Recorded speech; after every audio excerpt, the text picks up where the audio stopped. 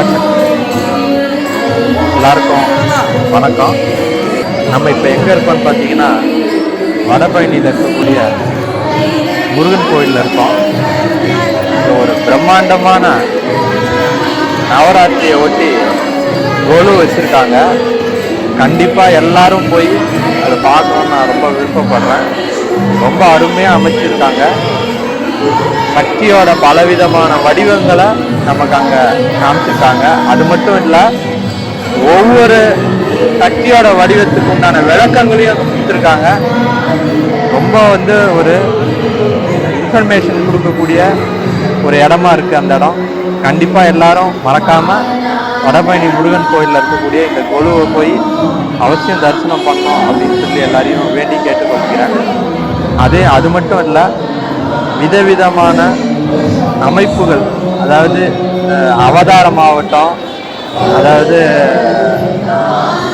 வித்தியாசமான சில அமைப்புகளாகட்டும், அதை பற்றின விளக்கமான ஒரு பொம்மைகளை வச்சு நமக்கு விளக்கம் தந்திருக்காங்க. எல்லாரும் போய் கண்டிப்பாக பாருங்கள். அதில் ஸ்பெஷலாக பார்த்தீங்கன்னா அம்மனோட டிஃப்ரெண்ட்டு ஃபார்ம்ஸ், வகைகள் என்னென்ன அப்படின்றத நீங்கள் அங்கே பார்க்கலாம். ஏராளமான பொம்மைகள். இந்த மாதிரி ஒரு வித்தியாசமான கொலுவை யாருமே பார்த்துருக்க மாட்டீங்களா லைஃப்லேயே? அந்த மாதிரி ஒரு இது எல்லா ஒவ்வொரு கதையோட அந்த பொம்மையை ரிலேட் பண்ணி அங்கே வச்சுருக்காங்க. நீங்கள் அங்கே போய் பார்த்தீங்கன்னா உங்களுக்கே புரியும்.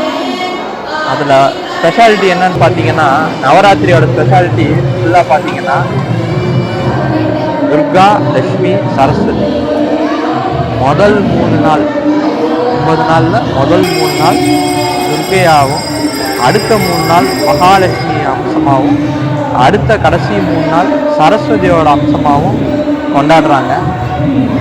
துர்கையா எங்கே கொண்டாடுறாங்கன்னு பார்த்தீங்கன்னா கொல்கத்தாவில் அவ்வளோ விசேஷமாக இருக்கும். நீங்கள் அங்கே போய் பார்த்தா ரொம்ப அருமையாக இருக்கும். கண்டிப்பாக எல்லோரும் போய் பார்க்கணும். கல்கத்தாவில் ஒரு தடவையாவது லைஃப்பில் போய் அங்கே போய் நீங்கள் டைம் ஸ்பெண்ட் பண்ணி பார்க்கணும். அவ்வளோ நல்லா அருமையாக பண்ணியிருப்பாங்க.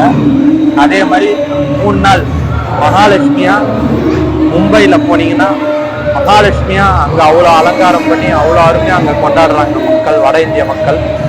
இங்கே நம்ம தமிழ்நாட்டில் சரஸ்வதி தேவியை அடுத்த கடைசி 3 நாள் கொண்டாடுறாங்க.